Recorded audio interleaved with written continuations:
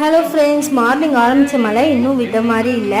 சரி, okay, evening ஆகிடுச்சு, ஏதாவது சாப்பிட்லாம், மழைக்கு ஏதாவது சூடாக சாப்பிடணும் போல இருந்தது. என்ன சாப்பிட்லாம் அப்படின்னு போய் பார்க்கும்போது தான் எங்கள் கிச்சனில் இந்த நூடுல்ஸ் பேக்கெட் இருந்தது.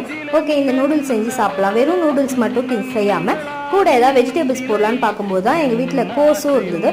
ஓகே, இந்த கேபேஜும் நல்லா நூடுல்ஸ் மாதிரி நல்லா மெலிசாக கட் பண்ணி ஆட் பண்ணி அது கூட கொஞ்சம் கார்லிக்கும் கட் பண்ணி ஆட் பண்ணி ஒரு சூப்பரான இன்ஸ்டன்ட் நூடுல்ஸ் தான் ரெடி பண்ணுவோம். இந்த மாதிரி மழை டைம்னா தான் நம்ம நார்மல் டைம் கூட ஈவினிங் எதுவுமே சாப்பிட தோணாது. ஆனால் இந்த மழை வரும்போது ஏதாவது கண்டிப்பாக சாப்பிடணும்னு தோணும். அதுவும் ரொம்ப நேரம் நின்று நமக்கு வேலை செய்யவும் பிடிக்காது. அந்த மாதிரி டைமில் ஏதாவது சிம்பிளாக செஞ்சு சாப்பிட்டா சூப்பராக இருக்கும் அப்படின்னு யோசிப்போம்.